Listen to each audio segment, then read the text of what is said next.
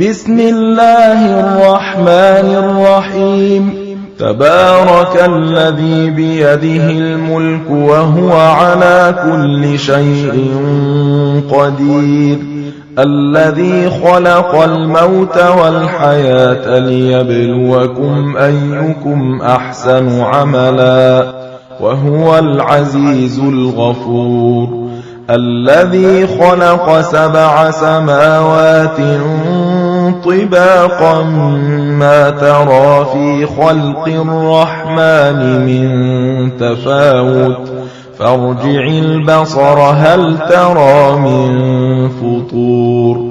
ثم ارجع البصر كرتين ينقلب إليك البصر خاسئا وهو حسير ولقد زينا السماء الدنيا بمصابيح وجعلناها رجوما للشياطين وأعتدنا لهم عذاب السعير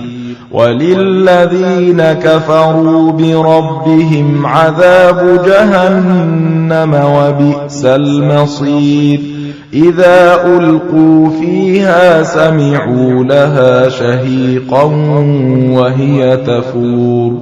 تكاد تميز من الغيظ كلما ألقي فيها فوج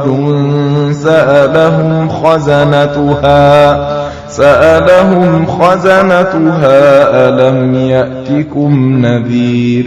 قالوا بلى قد جاءنا نذير فكذبنا وقلنا ما نزل الله من شيء إن أنتم إلا في ضلال كبير وقالوا لو كنا نسمع أو نعقل ما كنا في أصحاب السعير فاعترفوا بذنبهم فسحقا لأصحاب السعير إن الذين يخشون ربهم بالغيب لهم مغفرة وأجر كبير وأسروا قولكم أو اجهروا به إنه عليم بذات الصدور ألا يعلم من خلق وهو اللطيف الخبير هو الذي جعل لكم الأرض ذلولا فامشوا في مناكبها وكلوا من رزقه وإليه النشور أأمنتم من في السماء أن يخسف بكم الأرض فإذا هي تمور أم أمنتم من في السماء أن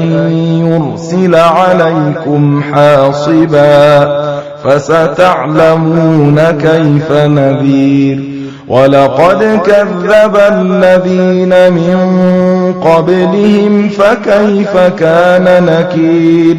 أولم يروا إلى الطير فوقهم صافات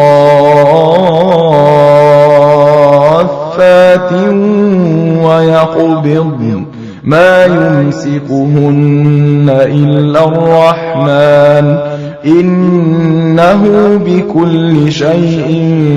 بصير أمن هذا الذي هو جند لكم ينصركم من دون الرحمن إن الكافرون إلا في غرور أمن هذا الذي يرزقكم إن أمسك رزقه بل لجوا في عتو ونفور أفمن يمشي مكبا على وجهه أهدى أمن يمشي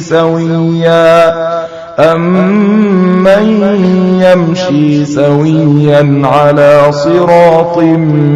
مستقيم قل هو الذي أنشأكم وجعل لكم السمع والأبصار والأفئدة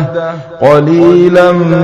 ما تشكرون قل هو الذي ذرأكم في الأرض وإليه تحشرون ويقولون متى هذا الوعد إن كنتم صادقين قل إنما العلم عند الله وإنما أنا نذير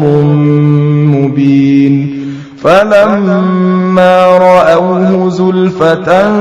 سيئت وجوه الذين كفروا وقيل هذا الذي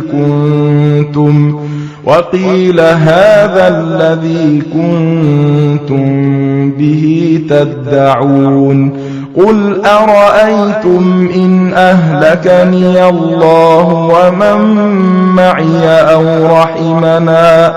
فمن يجير الكافرين من عذاب أليم قل هو الرحمن آمنا به وعليه توكلنا فستعلمون من هو في ضلال مبين قل أرأيتم إن أصبح ماؤكم غورا فمن يأتيكم بماء معين